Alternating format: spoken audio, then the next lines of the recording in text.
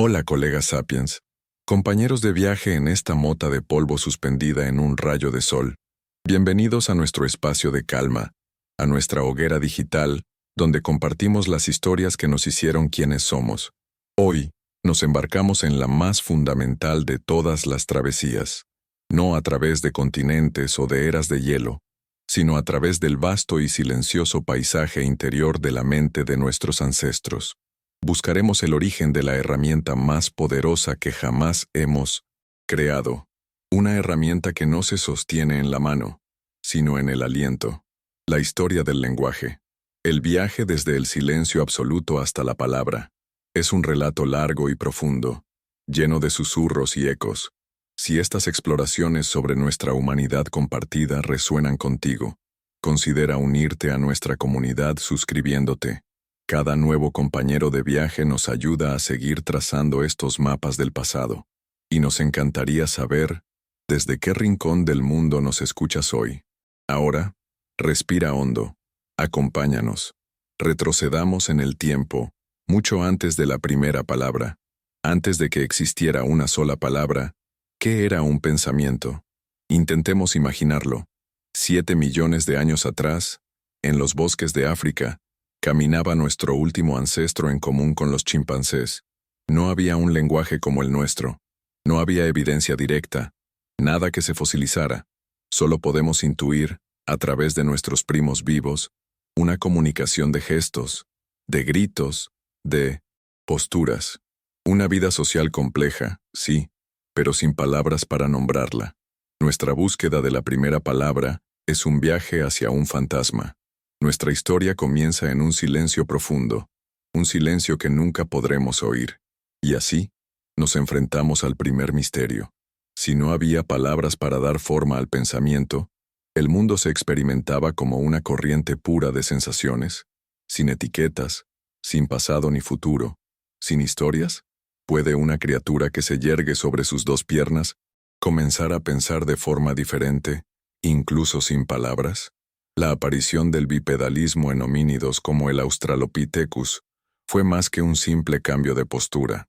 Fue un acto poético. La columna se irguió, la cabeza se elevó sobre la hierba alta de la sabana, y las manos quedaron libres, libres para señalar, para crear, para llevar herramientas, para cuidar de las crías con más eficacia. Esta liberación física creó nuevas y complejas necesidades de comunicación. La postura que nos elevó sobre el mundo pudo haber sido también el primer paso para reconfigurar el cerebro, un cambio físico que, sin saberlo, preparó el terreno para una revolución mental que tardaría millones de años en llegar.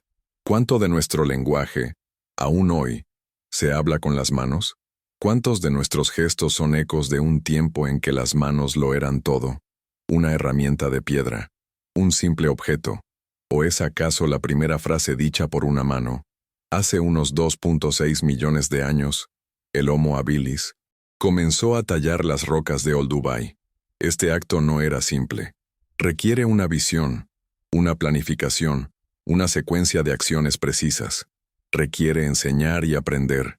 ¿Cómo se transmitía este conocimiento? Quizás con gestos, con gruñidos, con una protolengua que no podemos recuperar. La paradoja es fascinante. La primera sintaxis no fue de palabras, sino de acciones. Coger piedra, golpear piedra, crear filo. El lenguaje no nació para describir el mundo en poemas, sino para transformarlo en herramientas. Si el lenguaje evolucionó para construir herramientas, ¿qué estamos construyendo ahora, con las palabras que usamos cada día? ¿Qué sucede cuando un cerebro crece más rápido que la capacidad de su dueño para comunicar los pensamientos que bullen en su interior? Con el Homo erectus, vemos una expansión cerebral sin precedentes. El volumen craneal aumenta. Los moldes de sus cráneos nos susurran sobre la posible existencia de áreas cerebrales rudimentarias, análogas a las de Broca y Wernicke, nuestras áreas del lenguaje. Un cerebro más grande es un motor más potente, demanda más energía, pero también crea mundos internos más complejos, más vívidos. Esta complejidad genera una presión evolutiva inmensa, la necesidad de una comunicación más eficiente. El pensamiento complejo pudo haber precedido al habla compleja, creando una mente brillante atrapada en un silencio frustrante. ¿Qué ideas, qué miedos, qué descubrimientos murieron en la mente de un Homo erectus por la simple falta de palabras para compartirlos? ¿Para qué sirve la voz, si no es para llenar el vacío alrededor de una hoguera? Hace aproximadamente 1 millón de años, el Homo erectus domesticó el fuego. Y con el fuego, todo cambió. La noche retrocedió. Los depredadores eran mantenidos a raya. Y lo más importante, se creó un centro social. La hoguera extendió el día, permitiendo que el grupo se reuniera en la seguridad de su luz parpadeante. En ese círculo de calor y comunidad, la comunicación se volvió vital. La llama que nos protegió de las bestias también nos expuso los unos a los otros, a nuestras miradas, a nuestra compleja convivencia. Forzó el desarrollo de reglas, de historias, quizás de las primeras canciones.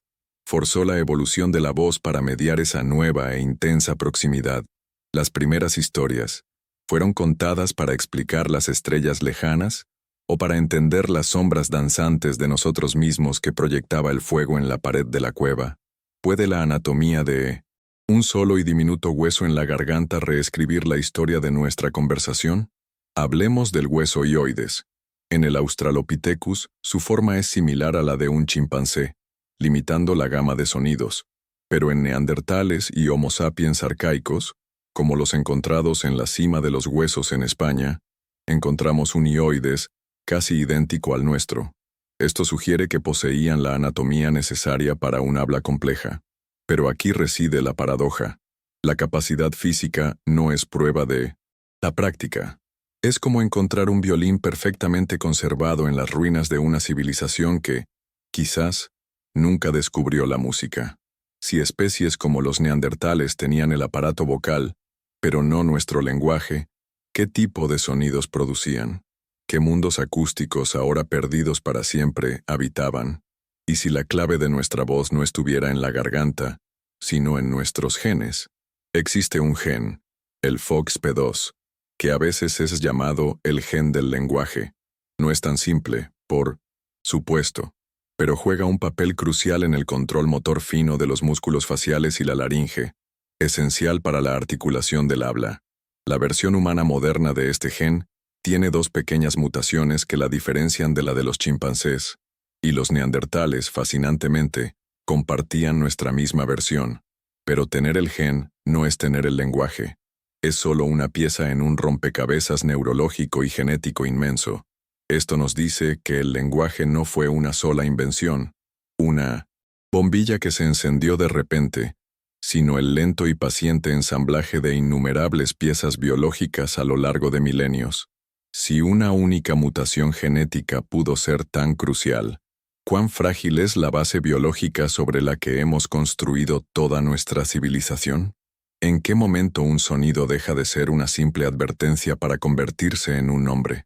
Los primates tienen llamadas de alarma, un sonido para águila, otro para leopardo, pero son sistemas cerrados, fijos. La gran transición, el verdadero nacimiento de la protolengua, fue el paso a un sistema abierto, donde los sonidos, las palabras, podían combinarse para crear nuevos significados. Y lo que es más importante, para hablar de cosas que no estaban presentes. La mayor liberación que nos dio el lenguaje no fue nombrar al león que vemos, sino al león que vimos ayer, o al que podríamos encontrar mañana. El lenguaje nos liberó de la tiranía del momento presente. ¿Cuál fue el primer concepto abstracto en recibir? Un nombre, peligro, hambre, amor, o quizás, la palabra más esperanzadora de todas, mañana. ¿Qué ocurrió en la mente humana, hace unos 70.000 años, para que empezáramos a ver el mundo no solo como es, sino como podría ser? A este evento lo llamamos la revolución cognitiva. De repente, una explosión de creatividad inunda el registro arqueológico. Herramientas complejas y refinadas, arte rupestre de una belleza sobrecogedora en cuevas como Chauvet, enterramientos rituales que sugieren una creencia en el más allá, y la rápida, imparable expansión de nuestra especie fuera de África. Lo paradójico es que no hay un cambio anatómico claro que explique esta explosión. El cambio parece haber sido puramente de software, el surgimiento de la sintaxis, la capacidad de combinar conceptos de forma infinita, permitiendo por primera vez el pensamiento ficcional, la capacidad de contar historias sobre dioses, tribus y naciones. Esto permitió la cooperación entre miles de extraños, y con ello, la conquista del mundo. La pregunta entonces resuena a través de los milenios. ¿El lenguaje complejo creó el pensamiento abstracto? ¿O fue un nuevo tipo de conciencia la que, finalmente, encontró su voz? ¿Por qué pintar un bisonte en la pared de una cueva profunda y oscura, donde muy pocos lo verían?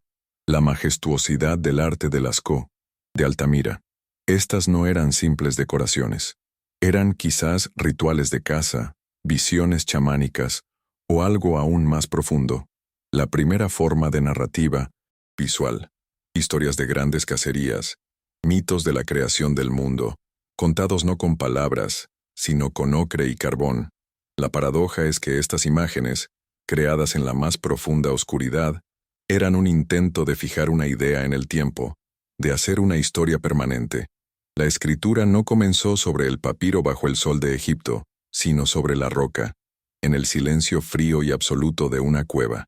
Si hoy no podemos leer estas imágenes con certeza, ¿cuántas bibliotecas enteras de historias de la edad de hielo hemos perdido para siempre? ¿Cómo es posible que una única lengua, hablada por un pequeño grupo de cazadores-recolectores en la sabana africana, se convirtiera en la ancestra de miles de lenguas que hoy cubren el planeta? Es la teoría de la lengua madre o protohumana. La evidencia genética nos muestra que todos los humanos no africanos descienden de un pequeño grupo que salió de África hace unos 70.000 años. La lingüística histórica, a su vez, sugiere que todas las lenguas modernas podrían derivar en última instancia de esa única fuente. Es una idea vertiginosa. La increíble diversidad de las 7.000 lenguas que vemos hoy es en realidad la evidencia de una unidad profunda. Cada idioma es un eco, fragmentado y transformado por el tiempo y la geografía, de una única voz ancestral. Si pudiéramos viajar en el tiempo y escuchar esa primera lengua, ¿reconoceríamos en ella los ecos fantasmales de nuestras propias palabras? ¿Qué nos dice una pequeña concha, perforada y encontrada a cientos de kilómetros del mar, sobre la mente humana? En lugares como la cueva de Blombos, en Sudáfrica, nuestros ancestros, hace 75.000 años, ensartaban conchas para usarlas como adornos personales. Esto es mucho más que estética. Es pensamiento simbólico. Es identidad social. El lenguaje no sirve solo para comunicar hechos, hay un mamut cerca, sino para construir identidades, nosotros y ellos. Estos pequeños collares pueden ser las primeras expresiones de pertenencia a un grupo y de diferencia con otro, la semilla de las tribus, las culturas y, eventualmente, las naciones. Antes de poder decir quiénes éramos, nos vestimos y adornamos para mostrarlo. ¿En qué momento dejamos de vivir simplemente en el mundo para empezar a medirlo, a contarlo, a predecirlo? Encontramos huesos con muescas, como el famoso hueso de Ishango, de hace 20.000 años, que parecen ser los primeros calendarios lunares o herramientas de cálculo. La misma capacidad de abstracción que nos dio el lenguaje nos dio los números. La habilidad para manipular símbolos que representan cosas ausentes es la base de todo. Y aquí está la paradoja. La computación no es una invención moderna, es una consecuencia directa del lenguaje. Los números, en cierto modo, son una forma de lenguaje universal. Pero, ¿la matemática fue inventada por la mente humana para describir el universo? ¿O es un lenguaje inherente al propio universo que, finalmente, aprendimos a hablar? ¿Cómo pudo el fin de una edad de hielo derretir también el silencio entre los pueblos? Hace unos 12.000 años, el último máximo glacial llegó a su fin. Las enormes capas de hielo que cubrían gran parte del planeta comenzaron a retroceder, abriendo nuevas tierras, nuevos valles, nuevos corredores. Poblaciones humanas que habían estado aisladas durante milenios por barreras de hielo infranqueables, de repente, pudieron encontrarse. Se encontraron, comerciaron, lucharon y, inevitablemente, mezclaron sus lenguas. Pero este gran deshielo trajo consigo una paradoja. El calentamiento que permitió la explosión de la civilización también inició un proceso de consolidación lingüística. Las lenguas de los grupos más grandes y exitosos comenzaron a absorber a las de los más pequeños. El progreso de algunos significó el silencio de otros. ¿Cuántas lenguas, cuántas visiones del mundo desaparecieron con el derretimiento de los hielos, llevándose consigo secretos que nunca conoceremos? ¿Y si la invención más importante de la humanidad no fuera una herramienta tangible, sino una forma de organizar los sonidos? Pensemos en el fonema, la unidad de sonido más pequeña que puede cambiar el significado de una palabra, como la P y la B en pala y bala. La mayoría de las lenguas del mundo utilizan un inventario increíblemente pequeño de estos sonidos, generalmente entre 20 y 40. Y sin embargo, con este puñado de ladrillos sonoros, podemos construir un número infinito de palabras, frases e historias. La complejidad infinita del lenguaje humano se construye a partir de una simplicidad finita y modular. No es la cantidad de sonidos lo que importa, sino el sistema genial para combinarlos. Fue el descubrimiento inconsciente del sistema fonémico, el verdadero Big Bang de la cognición humana, un salto computacional que hizo posible todo lo demás. ¿Por qué una invención que nos dio seguridad alimentaria, la agricultura, también empeoró nuestra salud y nos condenó a trabajar más duro? La revolución agrícola, hace unos 10.000 años, fue una apuesta fáustica. Nos permitió mantener poblaciones mucho más grandes, pero a un coste terrible. Dietas menos variadas, la explosión de enfermedades infecciosas y, por primera vez, la aparición de jerarquías sociales y desigualdades profundas. Y el lenguaje tuvo que evolucionar para gestionar esta nueva y terrible complejidad. Tuvieron que inventarse palabras para la propiedad, las leyes, los impuestos, la deuda. La paradoja es que la misma herramienta que nos permitió contar y administrar los granos en un silo es la que, con el tiempo, forjó las cadenas de la burocracia y los sistemas económicos que aún hoy nos gobiernan. ¿Cómo puede una lengua que nadie ha hablado en 5.000 años, y de la que no tenemos ni un solo texto, ser la madre de casi la mitad de las lenguas del mundo? Hablamos del proto-indoeuropeo, o pie. Es una lengua fantasma, una hipótesis científica reconstruida pacientemente por lingüistas a través de la comparación de sus lenguas hijas, que van desde el lisintocentro, sánscrito y el persa, hasta el griego, el latín, el alemán, el ruso y el español. No tenemos inscripciones, ni tablillas de arcilla, pero los ecos de sus palabras están en nuestra boca todos los días. La paradoja es que esta lengua, que es más una fórmula en un libro de texto que un recuerdo, nos revela una conexión profunda entre pueblos aparentemente dispares. Si tantas culturas pueden rastrear sus palabras más básicas a una única fuente olvidada, ¿qué nos dice eso sobre nuestras supuestas diferencias y separaciones? ¿Cómo se expandió esta familia de lenguas, el indoeuropeo, con tanto éxito? ¿Se propagó por la punta de la espada o por la reja del arado? Existen dos grandes teorías. La hipótesis de los kurganes sugiere una expansión violenta, jinetes de las estepas de Eurasia que conquistaron Europa y partes de Asia. La hipótesis anatolia propone una expansión más pacífica, la lenta difusión de la agricultura desde la actual Turquía. La verdad, probablemente, es una mezcla de ambas, pero nos enseña una lección ineludible. La historia de la lengua es inseparable de la historia del poder. Las lenguas no se expanden simplemente por ser mejores o más eficientes. Se expanden porque sus hablantes, por medios militares, económicos o culturales, se vuelven dominantes. Y esto nos lleva a una pregunta inquietante. Cuando una lengua muere, ¿simplemente se olvida o es asesinada? ¿Cómo se transforma una palabra hablada, una vibración que desaparece en el aire en un instante, en algo que puede perdurar para siempre? Con la invención de la escritura. Y su origen es sorprendentemente mundano. La primera escritura, la cuneiforme, apareció en Sumeria hace unos 5.500 años, no para escribir poesía épica o reflexiones filosóficas, sino para llevar las cuentas. Nació de la necesidad de registrar transacciones comerciales, cuántos sacos de grano, ¿Cuántas cabezas de ganado? ¿Cuántos impuestos se debían? La paradoja es que la herramienta que consideramos la cumbre de la expresión artística y espiritual nació del más prosaico de los oficios, la contabilidad. La poesía solo pudo ser escrita después de que se registraran los impuestos. Al aprender a escribir, ganamos la inmortalidad para nuestras ideas, pero perdimos la intimidad, la memoria muscular y el alma de la tradición oral. ¿Qué ocurre en la mente humana cuando una imagen deja de representar una cosa para empezar a representar un sonido? Esta es la transición clave, de la escritura pictográfica a la fonética. Grimaldi.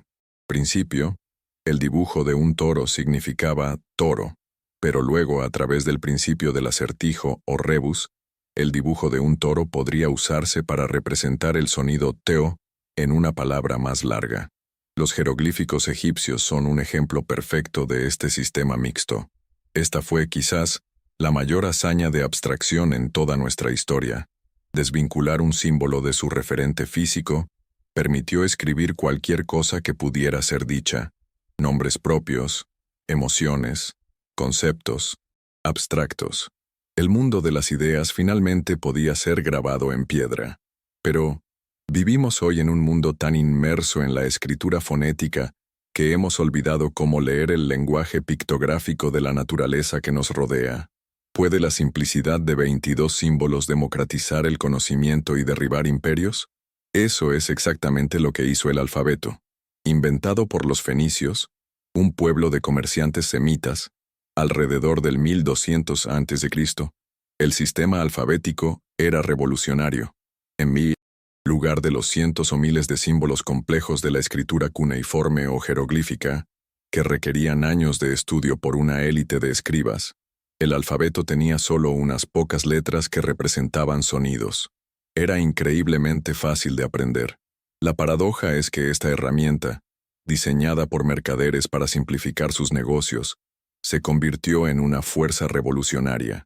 Permitió una alfabetización mucho más amplia, desafiando el monopolio del conocimiento que ostentaban sacerdotes y reyes. En nuestra era de emojis y memes, estamos regresando a una forma de comunicación pictográfica, abandonando el poder abstracto que nos legó el alfabeto.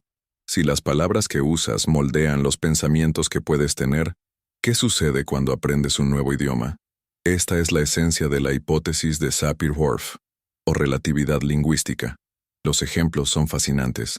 Algunas lenguas inuit tienen docenas de palabras para la nieve, permitiéndoles percibir y describir matices que para nosotros son invisibles. La lengua de los Hopi, en Norteamérica, no conceptualiza el tiempo como una línea, sino como un ciclo, lo que cambia fundamentalmente su visión del universo. La paradoja es que la lengua que hablamos no es una prisión, pero sí puede ser una habitación con una arquitectura particular. Tiene ventanas que se abren a ciertos paisajes y paredes sólidas que nos ocultan otros. ¿Qué realidades enteras existen, invisibles para nosotros, simplemente porque nuestra lengua no tiene palabras para nombrarlas? ¿Qué revela la estructura de una frase sobre la estructura de la mente? El lingüista Noam Chomsky propuso la idea de una gramática universal. Su teoría es que todos los cerebros humanos nacen con una especie de cableado innato para la sintaxis, una estructura subyacente común a todas las lenguas. Esto explicaría por qué los niños aprenden su lengua materna con tanta facilidad y rapidez, sin instrucción formal, y por qué todas las lenguas, a pesar de su diversidad superficial, comparten ciertas propiedades estructurales profundas. La paradoja es esta: si la estructura básica del lenguaje es universal e innata, entonces las 7000 lenguas del mundo no son fundamentalmente diferentes. Son variaciones sobre un mismo y único tema humano. La asombrosa diversidad es solo una capa superficial que oculta una unidad profunda. Si todos compartimos una gramática universal, ¿por qué la comunicación entre culturas sigue siendo tan increíblemente difícil? ¿Qué ocurre cuando una lengua no tiene palabras para izquierda o derecha?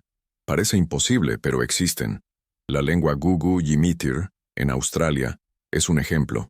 Sus hablantes no usan un sistema de referencia espacial egocéntrico, sino uno absoluto, basado en los puntos cardinales.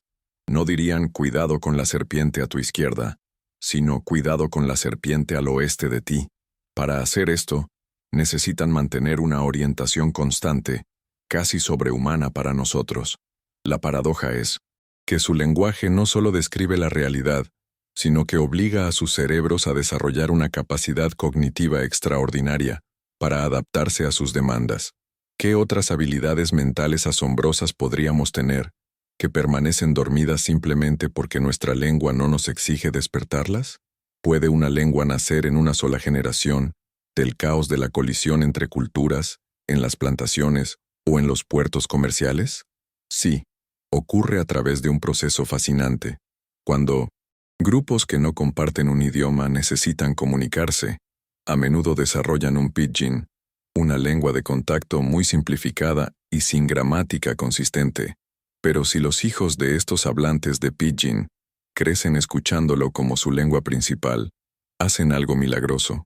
Le imponen una gramática compleja y estable, creando una lengua nueva y completa, llamada criollo.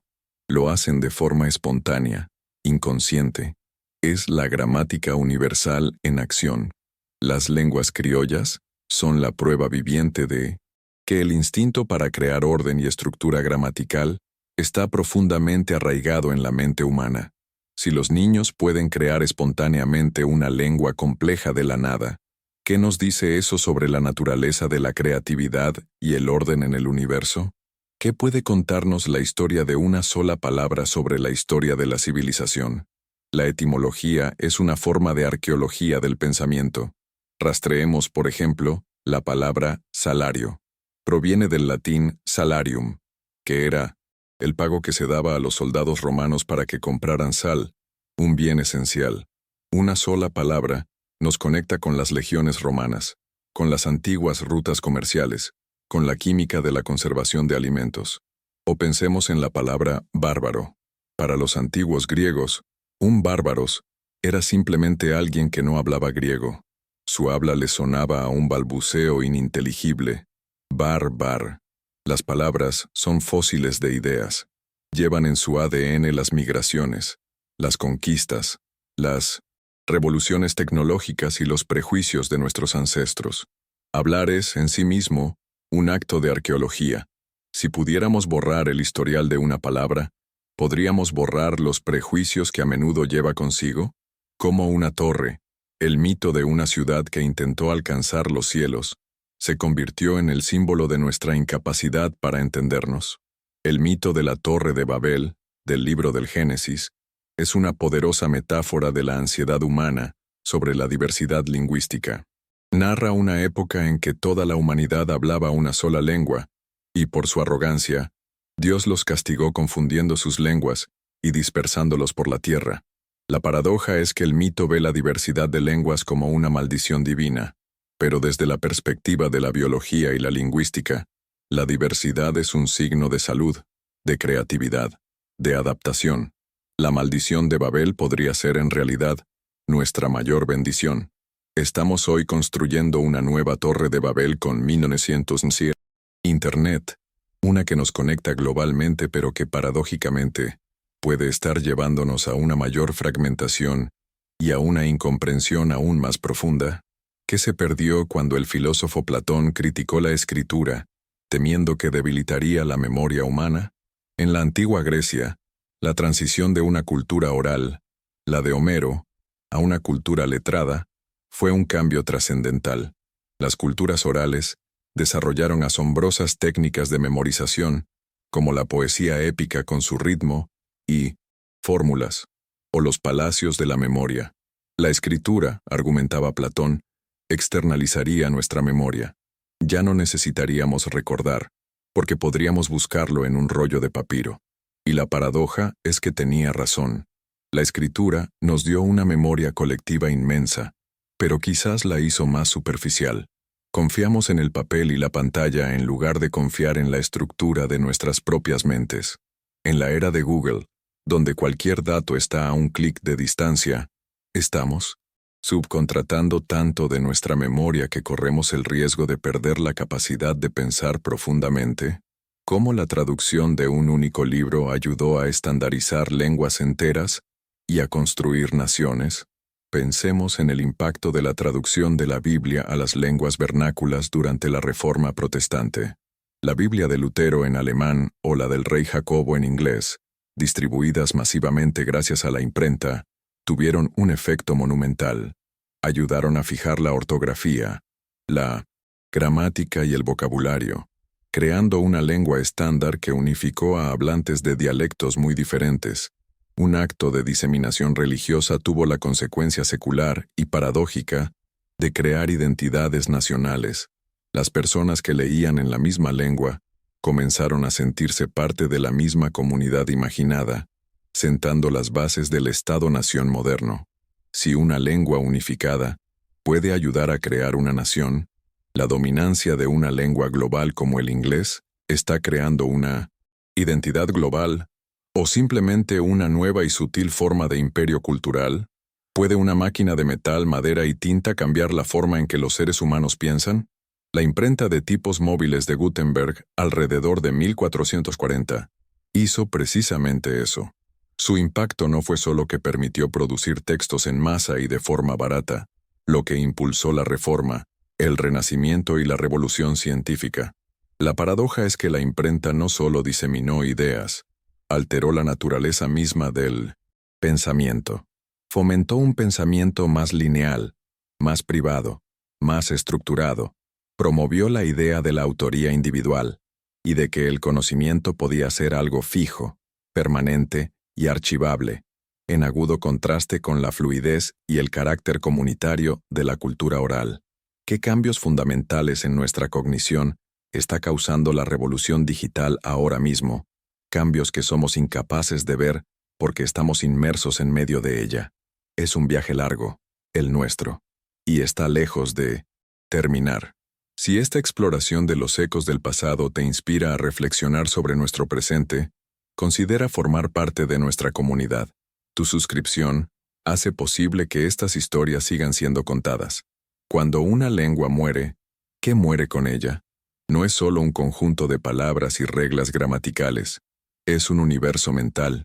La UNESCO estima que una lengua desaparece cada 2 semanas. Con cada una que se apaga, perdemos un cuerpo único de conocimiento sobre etnobotánica, sobre mitología, sobre sistemas de parentesco, sobre formas de ver el tiempo, el espacio y la comunidad. La globalización, la fuerza que nos conecta a todos, es también, paradójicamente, la fuerza que está aniquilando la diversidad lingüística, el mayor tesoro cultural de la humanidad. Estamos creando un mundo más conectado, pero también más homogéneo, y quizás infinitamente más pobre. Si cada lengua es un universo mental único, ¿cuántas galaxias de pensamiento se han extinguido ya en un silencio absoluto? ¿Cómo es posible que algunas lenguas como el euskera en los Pirineos o el ainu en Japón no tengan parientes conocidos en todo el mundo? Son las llamadas lenguas aisladas, anomalías lingüísticas que desafían toda clasificación. No pueden ser agrupadas en ninguna de las grandes familias lingüísticas que conocemos. La paradoja es que estas lenguas no son raras, sino que son, quizás, los últimos supervivientes.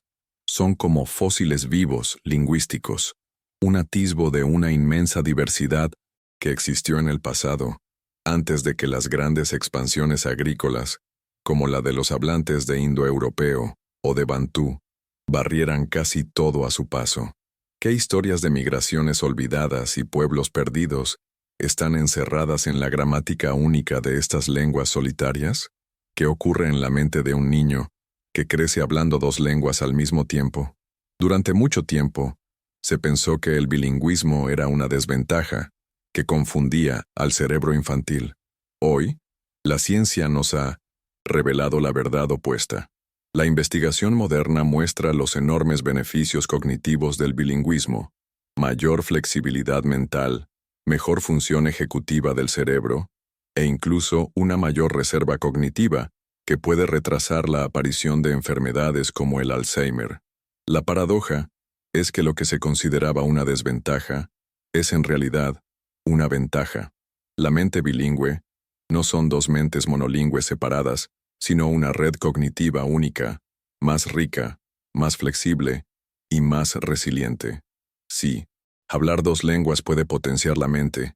¿Qué le está haciendo la creciente monocultura lingüística global a nuestra cognición colectiva? ¿Por qué los humanos, y aparentemente ninguna otra especie, sentimos la necesidad de mentir? La capacidad de engañar es, extrañamente, una de las pruebas más sofisticadas de la complejidad de nuestro lenguaje. La comunicación animal suele ser honesta por necesidad. En cambio, nuestro lenguaje nos permite representar realidades que no existen. La teoría de que el lenguaje evolucionó no solo para cooperar, sino también para manipular, es poderosa.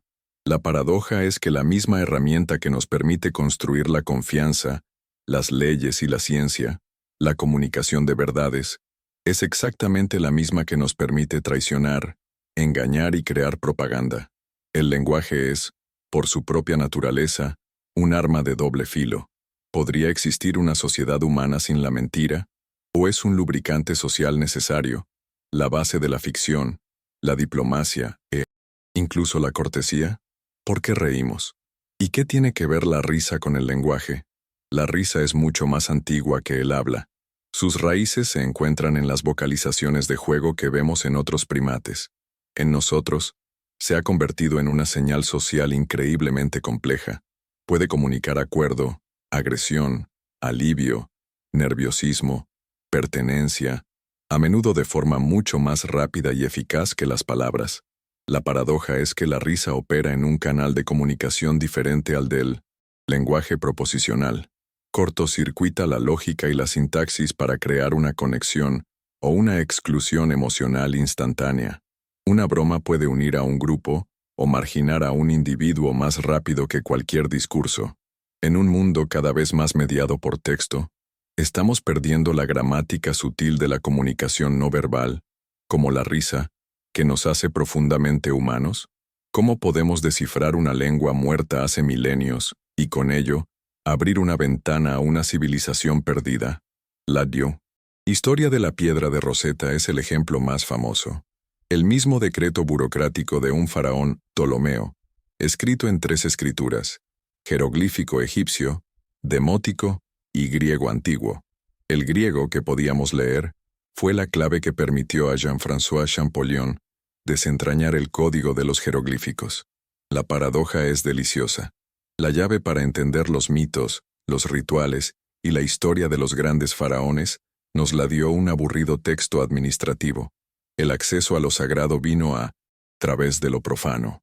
¿Qué piedras de Rosetta digitales estamos dejando atrás hoy? ¿Y serán capaces los futuros descifradores de entender nuestro complejo y efímero lenguaje de memes, código informático y datos encriptados? ¿Por qué inventamos lenguas desde cero, como el Esperanto o el Klingon de Star Trek? Las lenguas construidas, o conlangs, revelan un profundo anhelo humano. Por un lado, tenemos lenguas auxiliares como el Esperanto, creadas con el ideal de promover la paz y la comprensión universal. Por otro, lenguas artísticas como el élfico de Tolkien o el Klingon, creadas por pura imaginación para dar profundidad a mundos de ficción. Y aquí está la paradoja. Las lenguas diseñadas para ser perfectamente lógicas y universales como el Esperanto han tenido un éxito muy limitado. En cambio, las lenguas nacidas de la fantasía, ligadas a grandes historias, pueden generar comunidades de hablantes increíblemente apasionados. La lógica une menos que una buena narrativa. ¿Qué revela este deseo de construir lenguas sobre nuestra insatisfacción con las que heredamos y nuestro anhelo por mundos diferentes, o quizás mejores? ¿Puede el sonido de una palabra evocar realmente su significado? La lingüística nos dice que la relación entre el significante, el sonido y el significado es arbitraria. La palabra perro no tiene nada de perruno. Sin embargo, existe el fascinante efecto buba-kiki. Si le muestras a alguien una forma redondeada y otra puntiaguda, y le pides que las asocie con las palabras inventadas buba y kiki, la inmensa mayoría de las personas, sin importar su lengua, dirán que la forma redonda es buba y la puntiaguda es kiki. La paradoja es que, Aunque la arbitrariedad es la norma, fenómenos como este sugieren que, en un nivel profundo y prerracional, nuestra mente crea conexiones sinestésicas entre el sonido y la forma. Fueron nuestras primeras palabras intentos de imitar los sonidos y las formas del mundo, y todavía llevamos esos ecos primordiales en nuestra habla hoy. ¿Por qué los poetas rompen las reglas del lenguaje? La poesía explora los límites de lo que el lenguaje puede hacer, más allá de la simple comunicación de información. Utiliza la métrica, la rima, la metáfora, la ambigüedad, para jugar con las expectativas del oyente. Y la paradoja es que, al violar las reglas de la gramática y la semántica cotidianas, la poesía no destruye el significado, sino que lo multiplica. Revela las capas ocultas, las resonancias emocionales, las conexiones secretas entre las palabras. La ruptura de las reglas nos muestra la verdadera profundidad y flexibilidad del sistema. ¿Es la poesía un uso marginal y especializado del lenguaje? ¿O es, por el contrario, un retorno a su función original y mágica de encantar, de invocar, de transformar la realidad a través del sonido? ¿Cómo utilizaron los imperios la lengua como un arma tan eficaz como la espada? El colonialismo es un ejemplo brutal. La imposición del español y el portugués en las Américas, del francés en África, del inglés en la India, no fue un mero accidente cultural. Fue una estrategia deliberada para consolidar el poder. Suprimir las lenguas locales era una forma de romper la identidad cultural, de facilitar la administración y de imponer una nueva visión del mundo. Pero la historia está llena de paradojas. A menudo, los pueblos colonizados se apropiaron de la lengua del colonizador, la transformaron, la mezclaron con la suya y la usaron como una herramienta de resistencia, de literatura anticolonial y, finalmente, de liberación. ¿Puede una lengua ser verdaderamente descolonizada? ¿O siempre llevará consigo las cicatrices y las estructuras de poder de su violenta historia? ¿Qué sucede con el lenguaje cuando no es hablado ni oído, sino visto? Las lenguas de signos, utilizadas por las comunidades sordas de todo el mundo, son la prueba definitiva de la asombrosa plasticidad de la facultad lingüística humana. No son simples pantomimas ni versiones codificadas de las lenguas habladas. Son lenguas completas y complejas, con su propia gramática y sintaxis, basadas en el movimiento de las manos, las expresiones faciales y el uso del espacio. El caso de la lengua de signos nicaragüense, que surgió espontáneamente en una escuela para niños sordos en una sola generación, es un testimonio asombroso. La paradoja es que las lenguas de signos nos demuestran que el lenguaje no está fundamentalmente ligado al canal auditivo vocal. Es una capacidad abstracta del cerebro que puede manifestarse a través de cualquier modalidad sensorial disponible. Si el lenguaje puede existir plenamente en el espacio visual, ¿qué otras modalidades de lenguaje podríamos desarrollar si tuviéramos sentidos diferentes? ¿Por qué desarrollamos dialectos y acentos que nos separan, incluso cuando hablamos la misma lengua? La variación lingüística es una característica universal. Factores como la clase social, la región geográfica, la etnia o la edad influyen de forma sutil pero poderosa en nuestra forma de hablar. Y aquí opera una doble función paradójica. Por un lado, el lenguaje sirve para comunicar información. Por otro, sirve para marcar nuestra identidad. Los acentos y dialectos, que a veces pueden crear barreras a la comprensión, son cruciales para señalar a qué grupo pertenecemos, para crear cohesión social en una escala local. Son la forma en que decimos, yo soy uno de vosotros. En un mundo cada vez más interconectado, están desapareciendo nuestros dialectos regionales y sociales, o se están convirtiendo en marcadores de identidad aún más fuertes contra la marea de la homogeneización.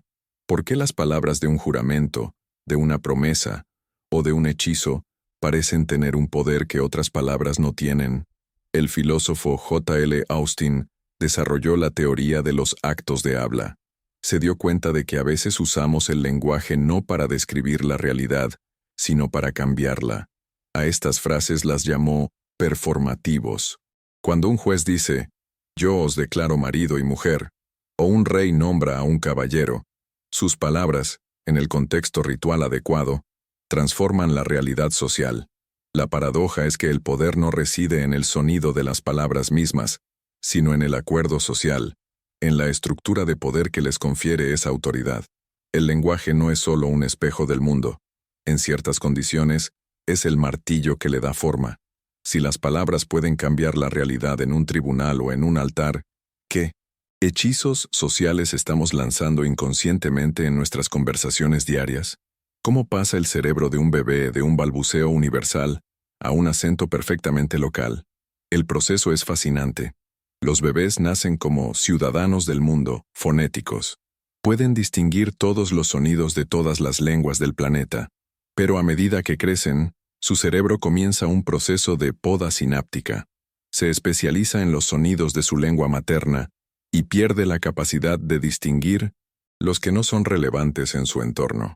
La paradoja es que aprender una lengua no es solo un proceso de añadir información, sino también de sustraer, de convertirse en un experto ignorante de los sonidos que no importan localmente.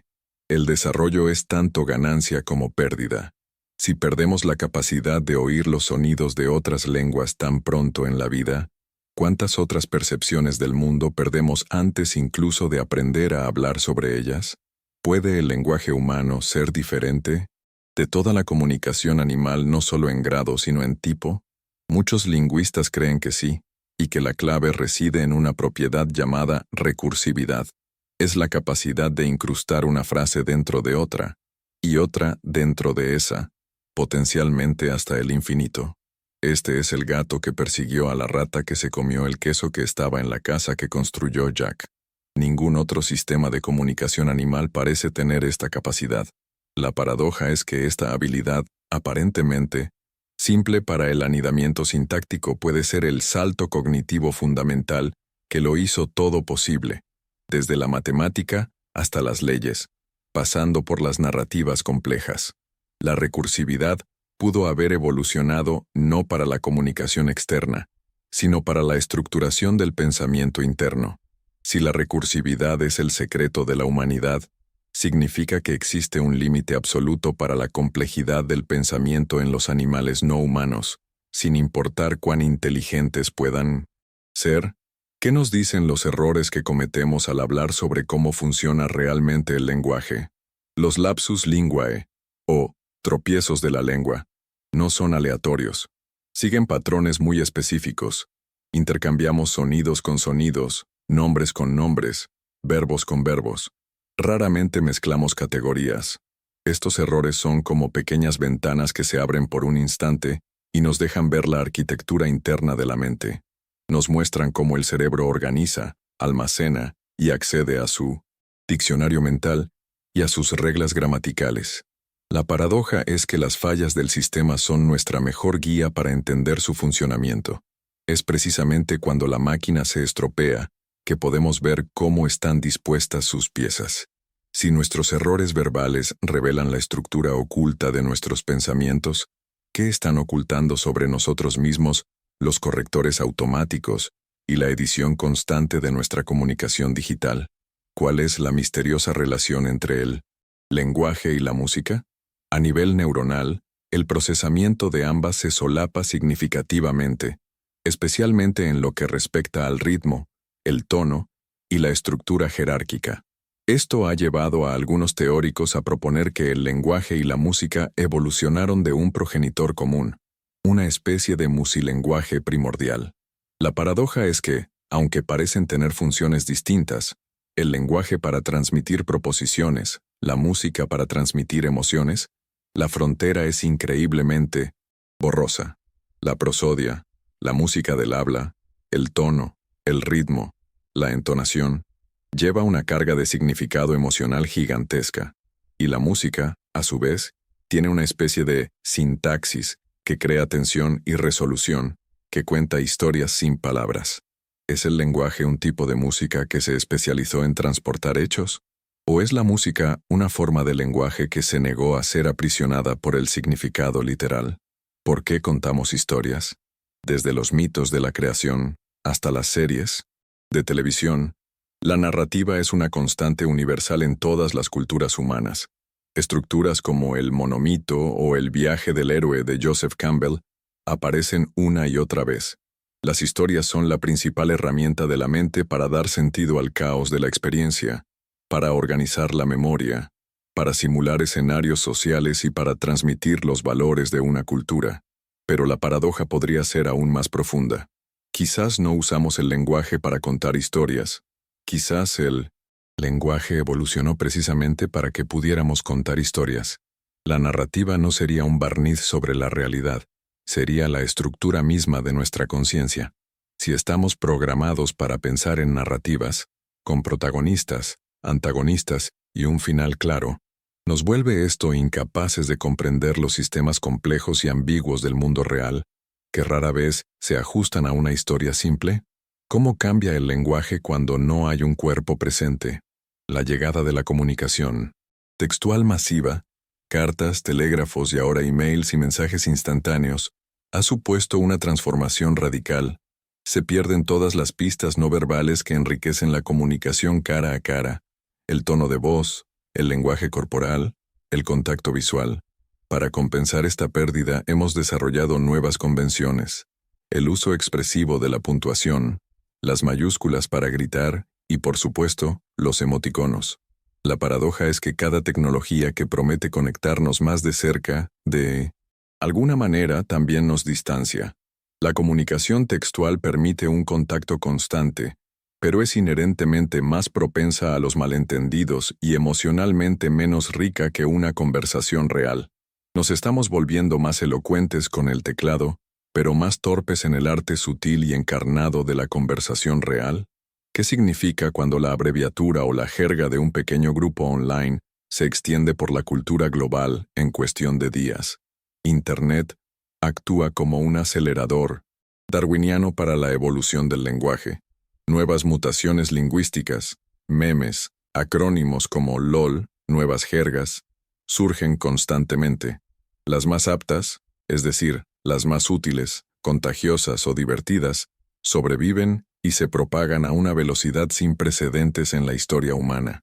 La paradoja es que este motor de cambio ultra rápido está creando un paisaje lingüístico increíblemente vibrante, pero también efímero. Está la velocidad vertiginosa de la evolución del lenguaje en línea, creando una brecha de comunicación generacional más grande y más profunda que cualquier otra que hayamos experimentado antes. ¿Puede un emoji reemplazar una palabra? Cada vez más, usamos estos pequeños pictogramas para enriquecer nuestra comunicación textual. No funcionan como una lengua en sí misma, sino como un suplemento crucial. Reintroducen el tono, la emoción y el gesto que se pierden en el texto plano. Son, en efecto, el lenguaje corporal del mundo digital. Y aquí encontramos una paradoja fascinante. Tras milenios de evolución hacia una escritura fonética abstracta, estamos regresando a una forma de pictografía. Pero no es una regresión, sino una nueva síntesis. Los emojis no sustituyen al lenguaje, lo aumentan, le devuelven una capa de humanidad. La pregunta es, ¿podría surgir alguna vez una gramática de emojis tan compleja que se convirtiera en una lengua por derecho propio? ¿O siempre serán parásitos del texto al que acompañan? ¿Qué sucede cuando los algoritmos comienzan a moldear la forma en que nos comunicamos? Es algo que está ocurriendo ahora mismo, de forma invisible. Los motores de búsqueda, los feeds de las redes sociales, los sistemas de recomendación, todos ellos influyen en el lenguaje que usamos. Los creadores de contenido y los publicistas adaptan su escritura para ser descubiertos por los algoritmos, utilizando ciertas palabras clave, ciertas estructuras, ciertos tonos. La paradoja es que diseñamos máquinas para que entendieran nuestro lenguaje, pero ahora estamos cambiando nuestro lenguaje para ser mejor entendidos por las máquinas. Es un ciclo de retroalimentación en el que la lógica fría del algoritmo comienza a dictar las mareas de la expresión humana. Estamos optimizando nuestro lenguaje para las máquinas en detrimento de la comunicación rica, sutil y ambigua entre nosotros. ¿Puede una máquina realmente entender lo que le decimos? Esta pregunta nos lleva al famoso test de Turing y al argumento de la habitación china del filósofo John Searle. Searle distingue entre una máquina que manipula símbolos sintácticamente, pareciendo que entiende, y una que posee una comprensión semántica genuina, una conciencia del significado. Pero los grandes modelos de lenguaje actuales se han vuelto tan increíblemente buenos en la manipulación de la sintaxis que esta distinción se está volviendo borrosa. Pueden no entender como un ser humano, pero el resultado es cada vez más indistinguible. Y aquí reside la paradoja. Si una inteligencia artificial puede generar poesía que nos conmueve, o darnos un consejo que nos ayuda, ¿importa realmente si no siente o entiende en el sentido humano de la palabra? ¿Qué sucede cuando la traducción deja de ser un arte paciente y se convierte en un proceso instantáneo y automatizado? Las herramientas de traducción automática en tiempo real están rompiendo barreras lingüísticas a una velocidad asombrosa. Se acerca el sueño de un traductor universal que facilitará el comercio, el turismo y la diplomacia. Pero la paradoja es que, al eliminar la necesidad de aprender otras lenguas, podríamos estar empobreciendo nuestra flexibilidad cognitiva y nuestra capacidad para una comprensión cultural profunda. Aprender otro idioma es aprender otra forma de ver el mundo. La tecnología de traducción nos llevará a una utopía de comprensión perfecta o a un desierto de complacencia cultural, donde nunca más nos esforzaremos por ver el mundo a través de los ojos y la gramática de otro. Si nuestro lenguaje evolucionó en cuerpos biológicos, en un mundo físico de árboles y ríos, ¿cuál será el lenguaje de una futura inteligencia no biológica? Las inteligencias artificiales ya se comunican entre sí en lenguajes optimizados que para nosotros son completamente ininteligibles. El lenguaje humano, con toda su belleza y complejidad, es solo una solución posible, moldeada por nuestra historia evolutiva, por nuestras limitaciones y por nuestras necesidades sociales. Estamos creando mentes que pueden no necesitar la ambigüedad, la metáfora o la emoción, que son el corazón de nuestro lenguaje.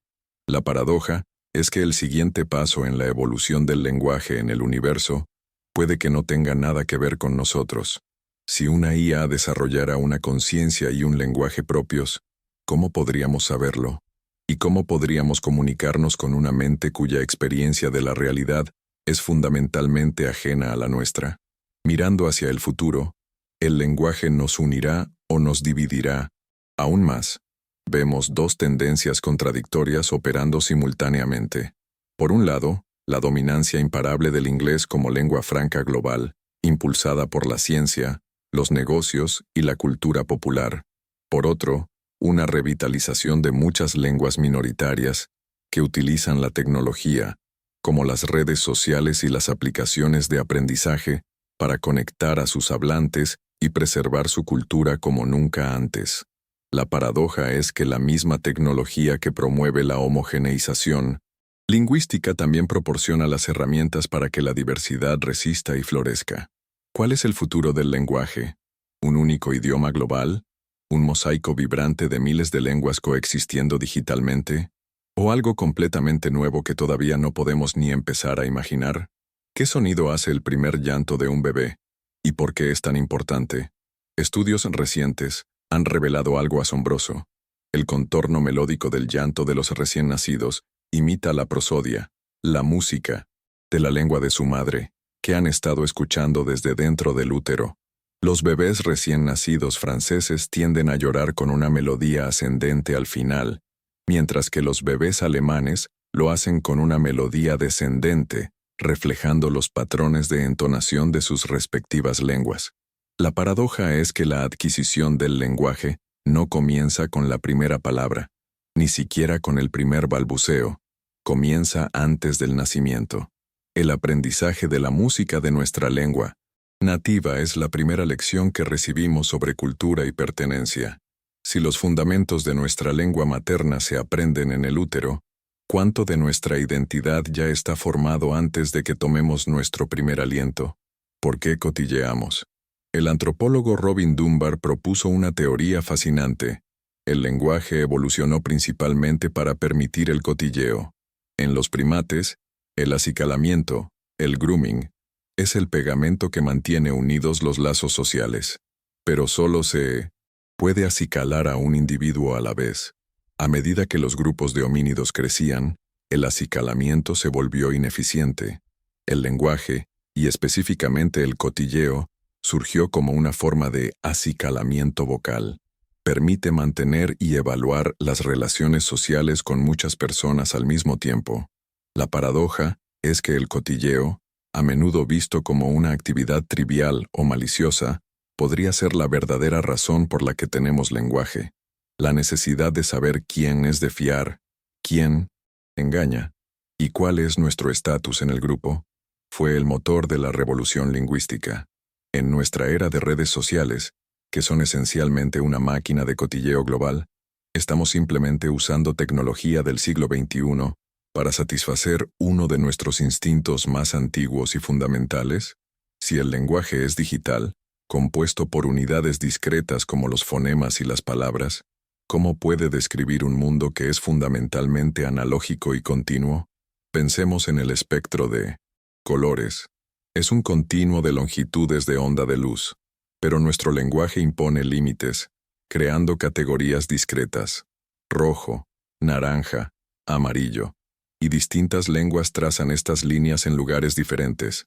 La paradoja es que el lenguaje funciona precisamente porque no es un reflejo perfecto de la realidad. Impone una cuadrícula digital sobre el flujo de la experiencia, permitiéndonos analizar, categorizar y manipular el mundo.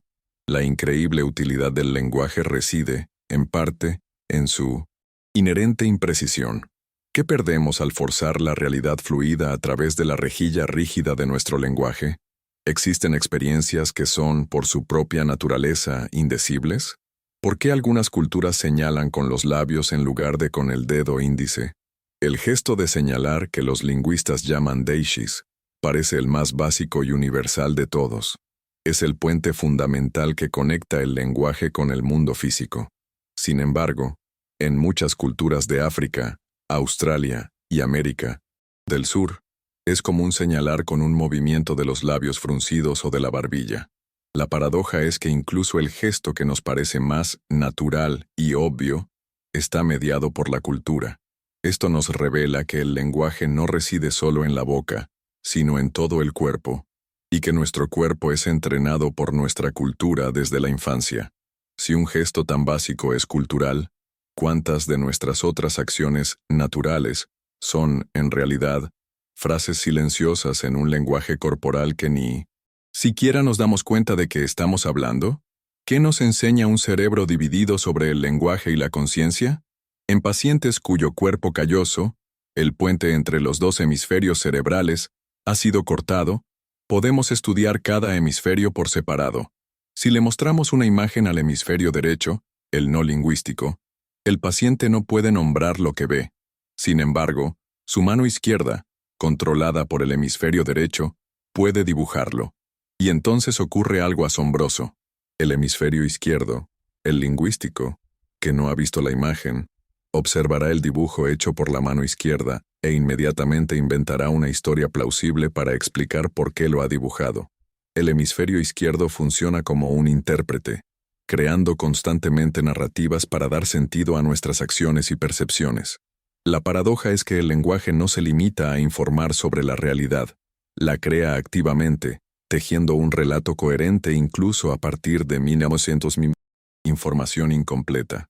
¿Cuánto de nuestra propia conciencia y sentido del yo es simplemente una historia que el intérprete, en nuestro cerebro, se está contando a sí mismo en este preciso instante? ¿Por qué es tan difícil para un adulto aprender una nueva lengua, mientras que un niño lo hace sin ningún esfuerzo aparente? Existe lo que se llama la hipótesis del periodo crítico. La plasticidad del cerebro para adquirir el lenguaje, especialmente la fonología, los sonidos y el acento, disminuye drásticamente después de la pubertad. Es como si una ventana de oportunidad se cerrara lentamente. Esta es una paradoja evolutiva de doble filo. Permite una adquisición rápida y perfecta del lenguaje en la infancia, lo cual es esencial para la socialización y la supervivencia. Pero el precio es que nos cierra a los mundos sonoros y gramaticales de otras lenguas más adelante en la vida. Podría ser la existencia de este periodo crítico la razón biológica por la que las culturas humanas, una vez formadas, tienden a ser tan resistentes al cambio y a la influencia externa? ¿Cómo puede una palabra tener significados opuestos al mismo tiempo? Existen palabras llamadas contrónimos o palabras de Jano que hacen precisamente esto. En español, alquilar puede significar tanto dar en alquiler como tomar en alquiler. En inglés, sanction puede significar aprobar o castigar. Estas palabras revelan la dependencia radical que el lenguaje tiene del contexto. El significado no reside únicamente en la palabra, sino en la red de relaciones que la rodea.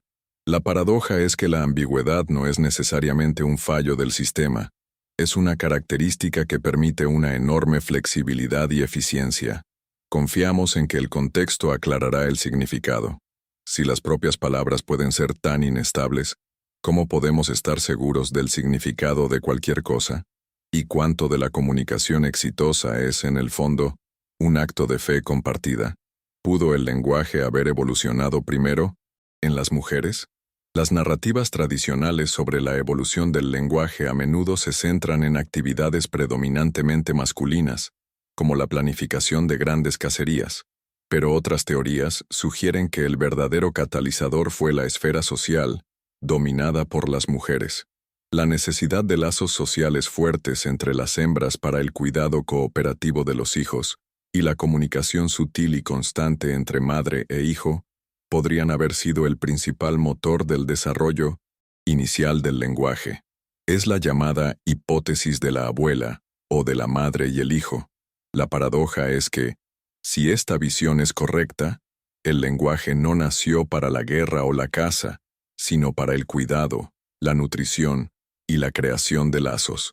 Si el lenguaje nació de la necesidad de cuidar, ¿cómo se transformó con el tiempo en una herramienta tan poderosa para el conflicto, el comando y la dominación? ¿Por qué en casi todas las lenguas del mundo, las palabras para madre y padre suenan sorprendentemente similares, a menudo como mama y papa o dada? ¿Es el eco de una lengua ancestral común? La respuesta es mucho más simple y profunda. No es cultural, es biológico. Los sonidos más fáciles de producir para un bebé son los sonidos bilabiales como la M y la P, y la vocal más abierta, la A. El balbuceo de un bebé está lleno de ma y pa. Los padres, en todas partes del mundo, escuchan estos sonidos y asumen que el bebé los está nombrando. La paradoja es que la palabra más fundamental y universal de la experiencia humana no fue inventada por los adultos. Fue dictada por la biología del bebé. El niño nombra a sus padres con los sonidos que puede hacer, y los padres aceptan esos nombres con alegría. ¿Cuántas otras universales de la cultura humana son, en realidad, el resultado de restricciones biológicas que hemos confundido con profundas elecciones filosóficas? ¿Cómo puede el sonido de una voz transmitir más verdad que las palabras que pronuncia? La prosodia, el tono, el ritmo, la entonación del habla, es un canal de comunicación inmensamente poderoso.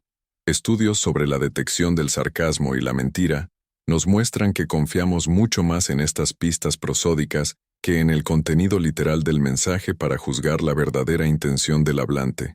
La música del habla parece ser un sistema de comunicación más antiguo y quizás más honesto que el lenguaje simbólico que se superpuso a él. Las palabras pueden mentir, pero el tono a menudo traiciona la verdad. La paradoja es que en nuestra comunicación cada vez más basada en texto, nos estamos convirtiendo en una sociedad de sordos al tono, perdiendo la capacidad de detectar las infinitas y sutiles capas emocionales que sustentan la verdadera comprensión. ¿Por qué existen los tabúes lingüísticos y por qué las palabrotas son tan extrañamente poderosas? A nivel neurológico, las palabrotas no se procesan en las áreas corticales del lenguaje, como la mayoría de las palabras. Se procesan en áreas más primitivas y emocionales del cerebro, como el sistema límbico. Esto explica por qué algunos pacientes con afasia, que han perdido la capacidad de hablar, a veces todavía pueden maldecir. La paradoja es que las palabras que la sociedad más se esfuerza en suprimir son las que tienen la conexión más directa y potente con nuestras emociones crudas. El poder de una palabrota no proviene de su significado literal, sino de su capacidad para violar una norma social y liberar una carga emocional. Si una sociedad perdiera todas sus palabras tabú, ¿se volvería más libre y honesta? ¿O perdería una herramienta crucial para expresar emociones extremas como el dolor, la frustración y la ira? ¿Necesitas palabras para tener una memoria? La mayoría de los adultos no podemos recordar nada de antes de los 3 o 4 años. A este fenómeno se le llama amnesia infantil. Una de las principales teorías es que esto está directamente relacionado con el desarrollo del lenguaje. Antes de que dominemos el lenguaje, no tenemos la estructura narrativa necesaria para codificar y recuperar memorias autobiográficas coherentes. Las experiencias simplemente suceden, pero no se organizan en una historia personal. La paradoja es que vivimos los primeros años de nuestra vida, un periodo de un aprendizaje y desarrollo neuronal asombroso, pero permanecen como un agujero negro en nuestra memoria.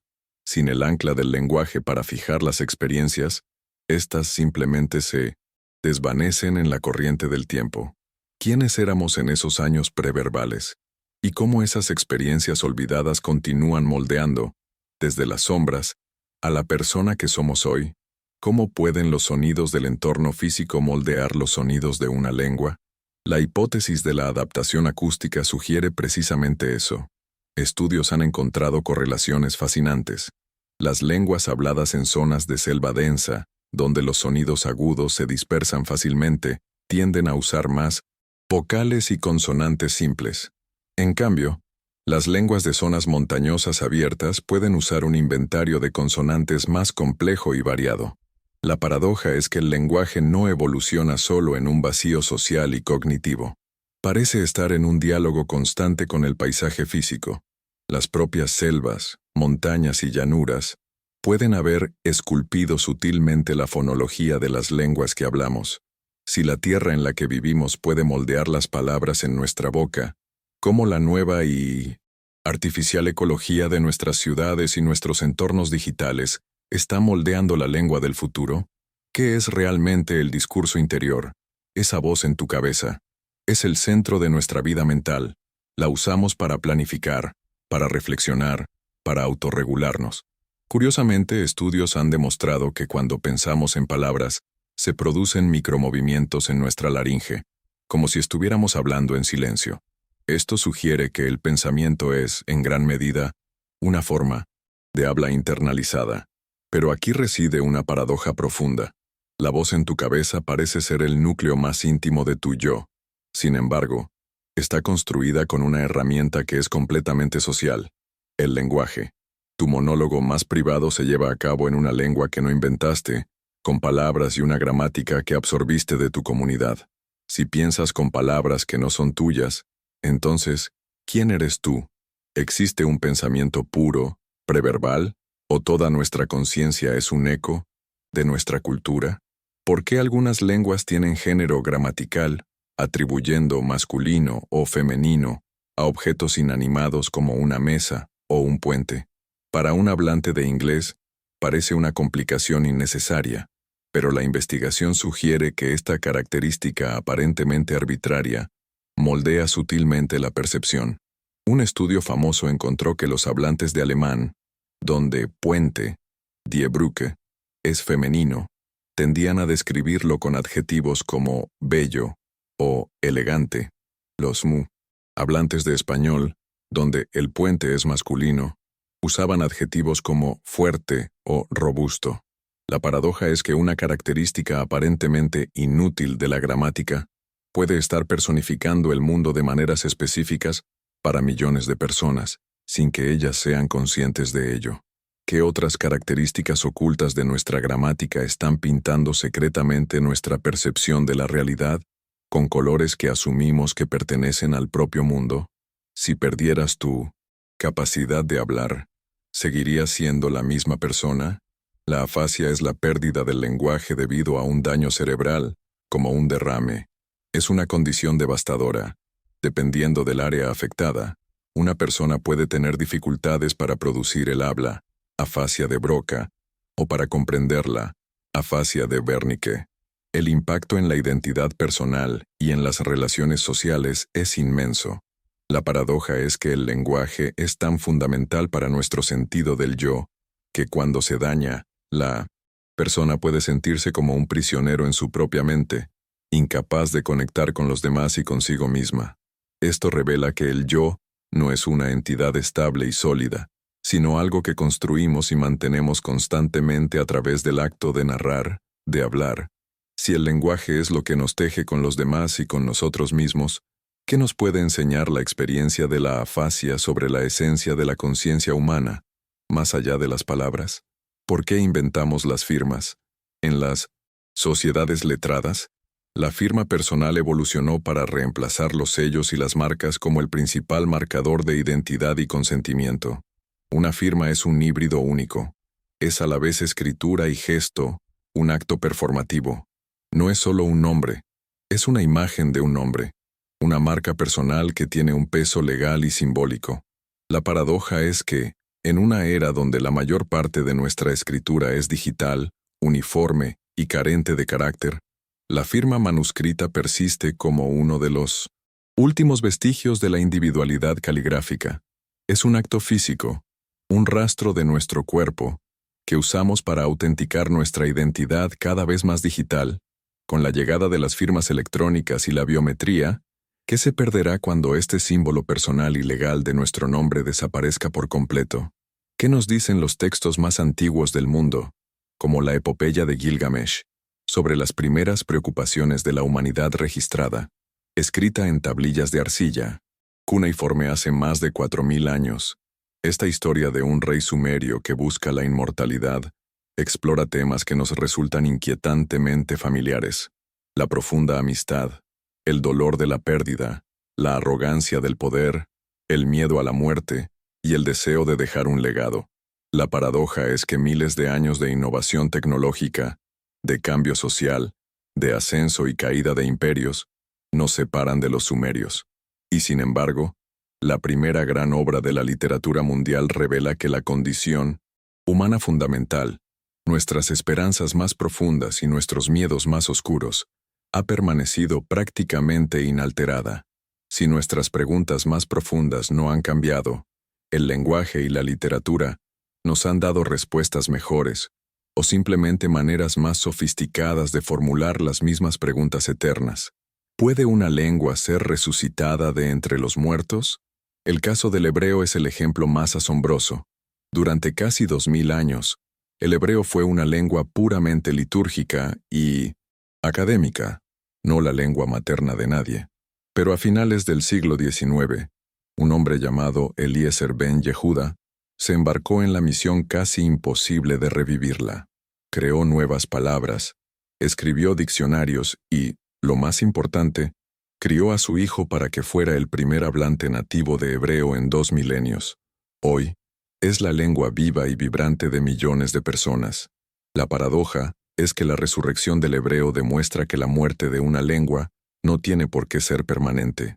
Sin embargo, su éxito requirió un conjunto único de circunstancias históricas y una voluntad colectiva inmensa, algo que es casi imposible de replicar para la mayoría de las miles de lenguas que hoy están en peligro. Si podemos revivir una lengua, ¿cambia eso nuestra responsabilidad ética hacia las demás que están al borde de la extinción? Porque los nombres de los lugares persisten durante siglos, incluso milenios, a pesar de que las gentes y las lenguas que los habitan cambian por completo. La toponimia, el estudio de los nombres de lugares, es como una arqueología lingüística del paisaje.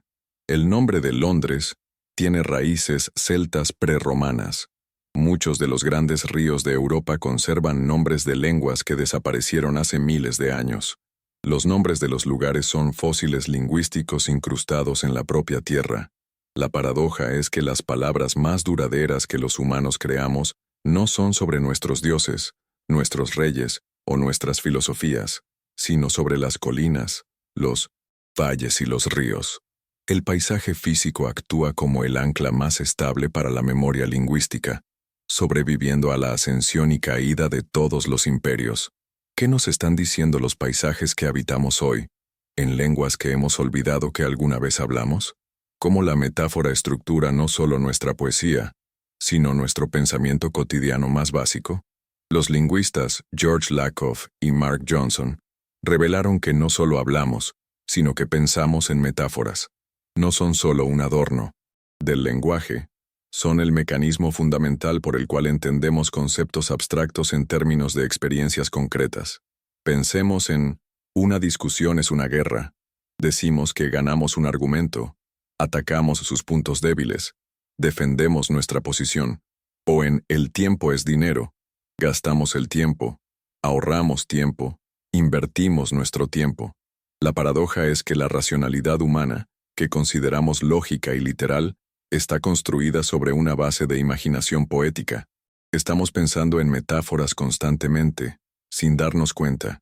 Si nuestras metáforas fundamentales moldean nuestra realidad, ¿qué pasaría si conscientemente cambiáramos nuestras metáforas? Por ejemplo, si dejáramos de pensar en la discusión como una guerra y empezáramos a verla como una danza. ¿Por qué inventamos los eufemismos? Los usamos constantemente para hablar de temas que nos resultan incómodos. La muerte, pasó a mejor vida. La guerra, daños colaterales. Las funciones corporales, ir al servicio. El eufemismo es una herramienta lingüística para gestionar la ansiedad social, el miedo y el tabú. Pero tiene una cara oscura. Al intentar suavizar la realidad, los eufemismos pueden terminar por oscurecerla peligrosamente. La paradoja es que el lenguaje diseñado para proteger nuestros sentimientos puede convertirse en una herramienta de propaganda y autoengaño, haciendo que lo inaceptable suene tolerable, que lo cruel suene burocrático. ¿Dónde está la delgada línea entre la cortesía y el engaño? ¿Y cuánta realidad estamos dispuestos a sacrificar en el altar de nuestra comodidad lingüística? ¿Puede un lenguaje de programación de ordenadores, como Python o C++, ser considerado una lengua real? Ciertamente, comparte algunas características con las lenguas humanas. Tiene un vocabulario, comandos, variables, una sintaxis estricta, reglas sobre cómo combinar los comandos, y transmite significado. Pero las diferencias son cruciales. Carece de la ambigüedad, la evolución constante y la función social de las lenguas naturales. La paradoja es que los lenguajes de programación son las primeras lenguas que hemos creado cuya audiencia principal no es humana. Son un puente fascinante entre la lógica de la mente humana y la lógica de la máquina de silicio. Son una forma de comunicación interespecies que nosotros mismos hemos inventado. A medida que la inteligencia artificial se vuelve más sofisticada, ¿evolucionarán los lenguajes de programación para parecerse más a los humanos? ¿O serán nuestras lenguas humanas las que empiecen a incorporar la lógica y la precisión del código? ¿Qué nos dice sobre nosotros mismos la forma en que hablamos a nuestras mascotas? Usamos una forma de hablar muy particular, a menudo llamada maternalés o pet-directed speech. Es muy similar a cómo hablamos a los bebés. Un tono de voz más alto, frases más simples y cortas, una melodía más pronunciada. Claramente, nos centramos en la comunicación emocional y en la creación de un vínculo, no en la transmisión de información compleja. La paradoja es que, al hablar con seres que sabemos que no comparten nuestro código lingüístico, revertimos a lo que podría ser un eco de una protolengua más antigua, una forma de comunicación más musical y emocional. Revela nuestra necesidad de hablar con los animales un profundo sentimiento de soledad, como la única especie verdaderamente lingüística del planeta. Es un intento de llenar con nuestra voz el gran silencio que nos rodea. ¿Por qué creamos ficción? ¿Cuál es la ventaja evolutiva de contar historias sobre cosas que nunca sucedieron? El historiador Yuval Noah Harari argumenta que la capacidad de crear y creer en ficciones es el superpoder del Homo sapiens. Mitos, religiones, dinero, corporaciones, naciones. Ninguna de estas cosas existe en la realidad objetiva. Son ficciones que existen solo en nuestra imaginación colectiva. La paradoja es que la clave del éxito de nuestra especie no reside en nuestra capacidad para ver el mundo tal como es, sino en nuestra habilidad para ponernos de acuerdo en ver el mundo como no es. Y es esta creencia compartida en ficciones lo que permite la cooperación flexible a gran escala entre millones de extraños, algo que ninguna otra especie puede hacer. Nuestra civilización entera está construida sobre un fundamento de historias compartidas. Si las ficciones que nos unen son tan poderosas, ¿qué sucede cuando perdemos la fe colectiva en ellas? ¿Es la ironía una característica universal del lenguaje o una invención cultural? La ironía es cognitivamente muy compleja. Exige que el oyente sea capaz de reconocer la diferencia entre lo que se dice literalmente y lo que realmente se quiere decir. Requiere una teoría de la mente avanzada. Aunque sus formas y frecuencia varían enormemente entre culturas, la capacidad para la ironía parece ser un potencial humano universal, y es, en esencia, una forma de metalenguaje. Usar el lenguaje para comentar sobre el propio lenguaje. La paradoja es que la ironía es un reconocimiento sofisticado de que nuestras palabras son a menudo inadecuadas para capturar la complejidad de la realidad. Así que, en lugar de intentar ser precisos, las usamos de forma invertida para señalar esa misma inadecuación. En una cultura digital saturada de capas y capas de ironía, como los memes, ¿corremos el riesgo de llegar a un punto en el que ya no podamos decir nada con sinceridad? ¿Por qué existen familias lingüísticas tan vastas, que cubren continentes enteros, y otras tan pequeñas y localizadas? Comparemos la familia indoeuropea, que se extiende desde la India hasta Irlanda, con la situación en Nueva Guinea, que alberga más de 800 lenguas pertenecientes a docenas de familias diferentes en un área relativamente pequeña. La historia nos muestra que el éxito de una familia lingüística a menudo está ligado a una tecnología o modo de vida expansivo que le da una ventaja a sus hablantes: la agricultura, la domesticación del caballo, la navegación oceánica. La paradoja es que la increíble diversidad de Nueva Guinea no es la anomalía, es, probablemente, un atisbo de cómo era el paisaje lingüístico de todo el mundo antes de que unas pocas familias de agricultores y pastores comenzaran a dominar el globo. Estamos viviendo en las postrimerías de un evento de extinción masiva lingüística que comenzó con la revolución agrícola. ¿Y qué significa eso para el futuro de la diversidad humana? ¿Qué nos dice el lenguaje de los sueños sobre la mente? En nuestros sueños, el lenguaje se comporta de forma extraña. A menudo es fragmentado, ilógico, visual y altamente simbólico. Las palabras se convierten en imágenes. Los juegos de palabras se manifiestan literalmente. Se conecta con las ideas de Freud sobre el lenguaje como un código para los deseos del inconsciente, pero también con las teorías neurocientíficas que ven el sueño como un proceso de consolidación de la memoria. La paradoja es que, en el Nina-Dendarien estado de sueño, nuestro cerebro lingüístico, normalmente tan lógico y estructurado, se libera de sus cadenas sintácticas. El sueño podría ser el lenguaje en su estado más crudo y primordial, más cercano a la metáfora pura y a la asociación libre. Si el lenguaje en los sueños es el lenguaje sin reglas, nos ofrece un atisbo de cómo pensaban nuestros ancestros antes de la invención de la gramática rígida. ¿Por qué los políticos suelen usar un lenguaje tan vago y evasivo? El discurso político es un campo de batalla lingüístico. Palabras como libertad, seguridad o justicia se usan como estandartes. Se emplean técnicas como los silbatos para perros, mensajes codificados que solo un grupo determinado entiende, o la voz pasiva. Se cometieron errores para evitar la responsabilidad.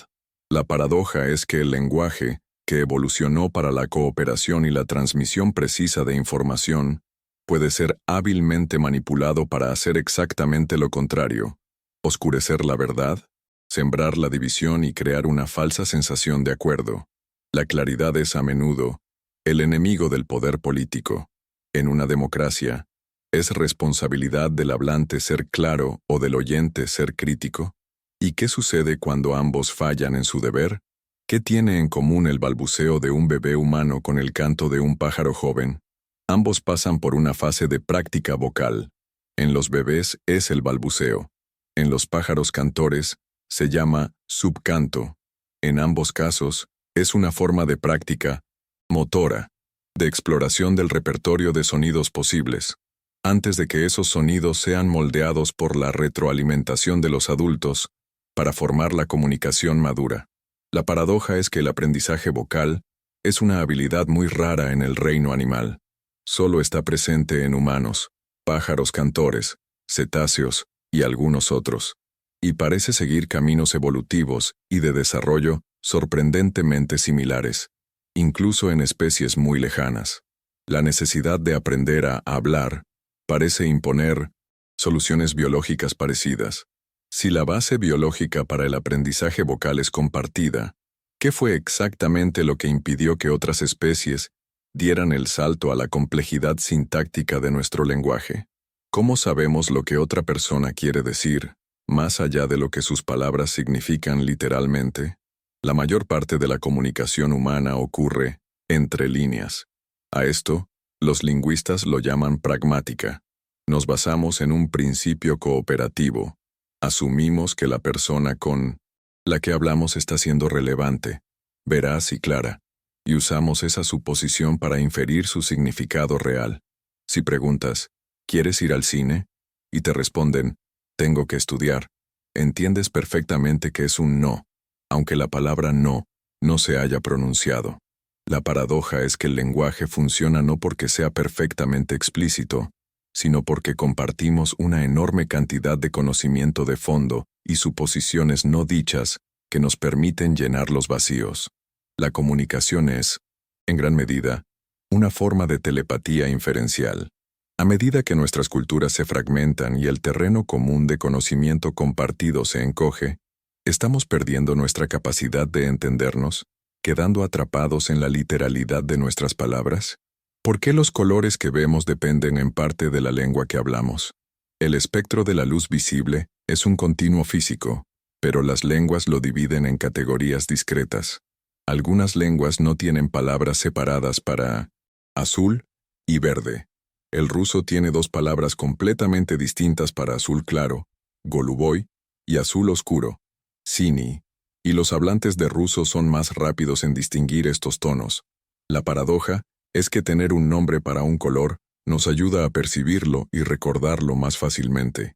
Las líneas que dibujamos con nuestras palabras sobre el espectro de la realidad no son arbitrarias, sino que afectan a nuestra percepción. No es que no podamos ver un color para el que no tenemos palabra, pero es menos probable que lo notemos. No descubrimos las categorías de colores, las inventamos a través del lenguaje. Si la lengua puede alterar una percepción sensorial tan básica como la visión, ¿qué otros aspectos de nuestra realidad objetiva son en realidad construcciones de nuestra lengua materna? ¿Qué le sucede al lenguaje y a la mente en condiciones de extremo aislamiento social? Los trágicos casos de niños salvajes, como el de Ginny en el siglo XX, que fueron privados de todo contacto humano y exposición al lenguaje durante el periodo crítico de su infancia, nos ofrecen una respuesta desoladora. A pesar de los esfuerzos posteriores por enseñarles, nunca pudieron adquirir una gramática completa. Podían aprender vocabulario, pero no la sintaxis que une las palabras en frases coherentes. La paradoja es que estos experimentos naturales crueles demuestran que el lenguaje no es algo que emerge automáticamente desde nuestro interior. Es un don que solo puede ser desbloqueado por la interacción con otros seres humanos en una ventana de tiempo muy específica. Es un baile entre la biología y la cultura. Si el lenguaje es lo que nos hace plenamente humanos, ¿qué nos dicen estos casos sobre la naturaleza de la humanidad y nuestra profunda, biológica e ineludible necesidad de los unos de los otros? ¿Por qué se dice a menudo que traducir poesía es imposible? Porque la poesía es la forma de lenguaje donde el significado está más inseparablemente unido al sonido, al ritmo, a la historia cultural y a las connotaciones de cada palabra. Palabras de otras lenguas como Schadenfreude, en alemán, la alegría por la desgracia ajena, o Saudade en portugués, una nostalgia melancólica, no tienen un equivalente exacto. Traducir un poema no es solo cambiar palabras, es intentar recrear una experiencia compleja en un sistema lingüístico y cultural completamente diferente. La paradoja es que la imposibilidad de la traducción perfecta es precisamente lo que la convierte en una de las artes más creativas. El traductor debe traicionar el original en algún nivel, el sonido, el significado literal, para poder ser fiel a su espíritu. La imperfección es lo que exige el arte. Si cada lengua contiene conceptos intraducibles, viajar por el mundo de las lenguas es la única manera de expandir el universo de los pensamientos que somos capaces de tener. ¿Qué revela nuestro basurero lingüístico? Las palabras de relleno como o sea, ¿sabes? Sobre cómo funciona la comunicación. A menudo intentamos eliminar estas disfluencias, considerándolas errores o signos de nerviosismo, pero la lingüística ha demostrado que cumplen funciones cruciales. No son ruido aleatorio, son marcadores cognitivos y sociales. Un puede señalar que estamos buscando una palabra en nuestro léxico mental. Un ¿sabes? Al final de una frase busca la confirmación y el acuerdo del oyente. Son herramientas para gestionar el turno de palabra y la relación social en tiempo real. La paradoja es que las partes de nuestro habla que consideramos más imperfectas son, en realidad, señales vitales que gestionan el flujo del tráfico conversacional. Una comunicación perfectamente fluida, sin pausas ni rellenos, sería extraña, robótica e inhumana.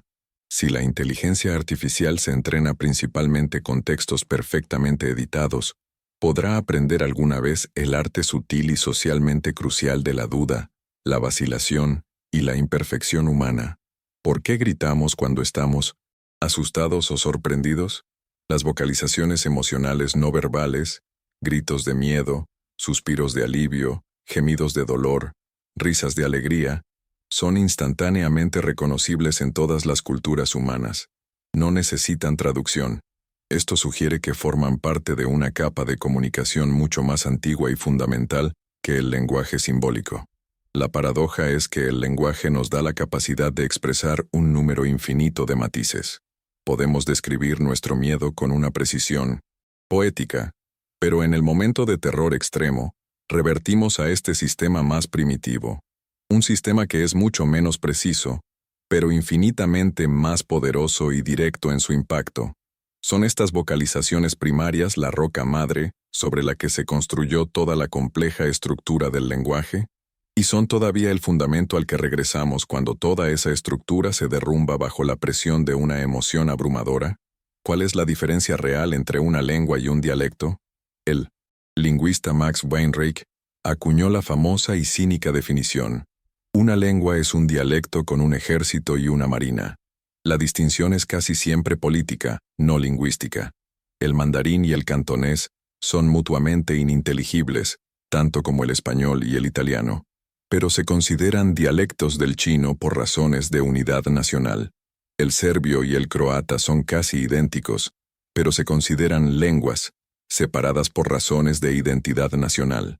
La paradoja es que la clasificación del oído que hablamos, si es una lengua digna o un dialecto inferior, rara vez tiene que ver con criterios lingüísticos objetivos como la inteligibilidad mutua. Tiene todo que ver con el poder, el prestigio y la construcción de naciones. ¿Cuántas lenguas en el mundo son marginadas como dialectos? ¿Y qué conocimiento, qué historia y qué identidad se pierden cuando aceptamos sin cuestionar estas etiquetas políticas? ¿Podemos tener conciencia sin lenguaje? Este es uno de los debates más profundos de la filosofía y la neurociencia. Parece que debemos distinguir entre tipos de conciencia. La conciencia sensorial básica, sentir dolor, ver el color rojo, sentir calor, parece no requerir lenguaje.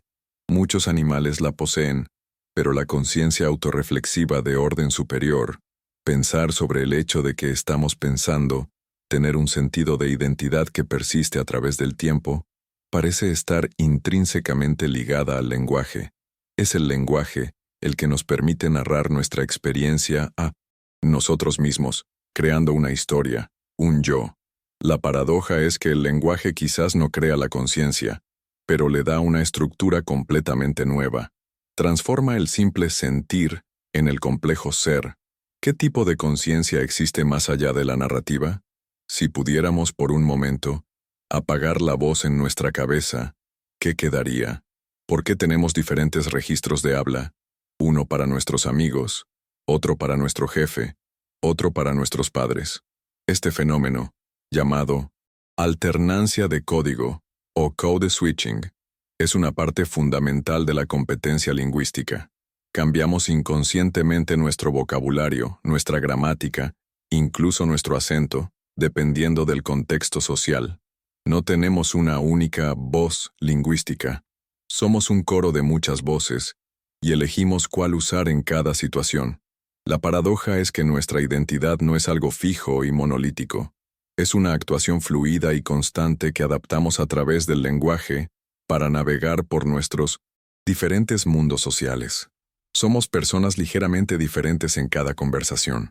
En un mundo en línea, donde todos nuestros círculos sociales, amigos, familia, colegas, a menudo colisionan en un solo feed, estamos perdiendo la capacidad de cambiar de código, forzados a adoptar una única voz promedio, que no encaja perfectamente en ningún sitio. ¿Qué revelan los nombres que damos a nuestros hijos sobre nuestra cultura y nuestra época? Las tendencias en los nombres son un espejo de los valores sociales. A lo largo de la historia, los nombres han pasado de ser predominantemente religiosos o tradicionales, reflejando la importancia de la comunidad y la herencia, a ser cada vez más únicos, creativos e influenciados por la cultura popular. Esto refleja un cambio hacia valores de individualidad y originalidad. La paradoja es que el primer y más importante rótulo que recibimos, la palabra que nos identificará durante toda nuestra vida, es una de las pocas que no elegimos. Es un regalo, o a veces una carga, de nuestros padres, que encapsula las esperanzas, los valores y las ansiedades de un momento histórico específico. ¿Qué les dirán los nombres que son populares hoy a los historiadores del futuro sobre nuestra civilización? ¿Es la matemática un lenguaje? Ciertamente comparte muchas de sus propiedades. Tiene un vocabulario, números, operadores, variables, una sintaxis, las reglas de cómo formar ecuaciones, y es capaz de transmitir un significado increíblemente complejo y preciso. Galileo Galilei dijo que el libro del universo está escrito en el lenguaje de la matemática. Pero hay una diferencia crucial. La paradoja es que, si la matemática es un lenguaje, es el único cuyas verdades son universales, y no dependen de la cultura ni de la historia. El teorema de Pitágoras es cierto en todas partes y en todo momento. Parece ser el único lenguaje que describe perfectamente el tejido de la realidad física. La pregunta definitiva ¿es la matemática una invención de la mente humana, una herramienta que creamos para modelar el universo? ¿O es un descubrimiento de un lenguaje que ya estaba ahí, esperando a ser leído? ¿Qué nos ha enseñado la búsqueda de inteligencia extraterrestre, SETI, sobre nuestro propio lenguaje? El desafío de crear un mensaje que una inteligencia alienígena pudiera, teóricamente, descifrar, como las placas de las sondas Pioneer o el disco de oro de las Voyager, nos obliga a destilar la comunicación a sus fundamentos más universales. Nos damos cuenta de que no podemos asumir nada. Debemos basar el mensaje en las constantes de la física y las verdades de la matemática, porque son lo único que podríamos compartir. La paradoja es que, al intentar hablar con las estrellas, nos vemos forzados a confrontar cuán provinciano, cuán dependiente del contexto, es todo nuestro lenguaje. Nos damos cuenta de que cada frase que decimos presupone un cuerpo humano, un planeta con una gravedad específica, una historia evolutiva, compartida y una cultura. Si alguna vez recibiéramos una señal alienígena, ¿seríamos capaces de reconocerla como lenguaje? ¿O su estructura podría ser tan fundamentalmente diferente a la nuestra que la confundiríamos con simple ruido cósmico? La era de la información ¿nos está haciendo más sabios o simplemente más informados? Vivimos en una era de sobrecarga informativa. El lenguaje en el entorno digital está optimizado para la viralidad, la brevedad y el engagement, a menudo en detrimento de la profundidad, el matiz y la verdad. La paradoja es que tenemos acceso a más información que cualquier otra generación en la historia de la humanidad, pero nuestra capacidad para la atención sostenida, para la lectura profunda y para la conversación significativa, parece estar disminuyendo. La abundancia de palabras, irónicamente, podría estar dejándonos sin palabras, incapaces de procesar el ruido. En la larga historia del lenguaje, hemos pasado de la tradición oral a la escrita, de la imprenta a la era digital. ¿Cuál es la siguiente etapa? ¿Y nos acercará o nos alejará de la verdadera comprensión? Después de un viaje de 7 millones de años, desde el profundo silencio de nuestros ancestros hasta la cacofonía digital de nuestro presente, ¿hacia dónde se dirige ahora el lenguaje? En el horizonte vemos tecnologías como las interfaces cerebro-ordenador, que prometen una comunicación telepática sintética, y inteligencias artificiales, que generan un lenguaje cada vez más humano. El futuro parece apuntar hacia una comunicación que podría trascender la palabra hablada y escrita, convirtiéndose en una transferencia directa de pensamiento, de datos, quizás incluso de experiencia subjetiva. Pero aquí reside la paradoja final. El objetivo último de la tecnología del lenguaje parece ser eliminar el esfuerzo, la ambigüedad y la posibilidad de malentendido para alcanzar una comprensión perfecta y sin fricciones. Sin embargo, es precisamente en ese esfuerzo, en esa ambigüedad, en ese espacio para la interpretación, donde residen el arte, la poesía, el humor y quizás la propia libertad de pensamiento. Si algún día alcanzamos una comunicación perfectamente transparente, sin la mediación de las palabras, ¿qué habremos ganado? Y, más importante aún, ¿qué habremos perdido de forma irrevocable? Nuestra larga historia ha sido un viaje desde el silencio hacia la voz, y desde la voz hacia una red global de voces. El lenguaje no es solo una herramienta que usamos, es el ecosistema en el que vivimos, el aire que respira nuestra conciencia. Es el legado de incontables generaciones, una catedral de pensamiento construida a lo largo de millones de años, y cada uno de nosotros, con cada conversación, añade una pequeña piedra a su estructura infinita. La travesía no ha terminado.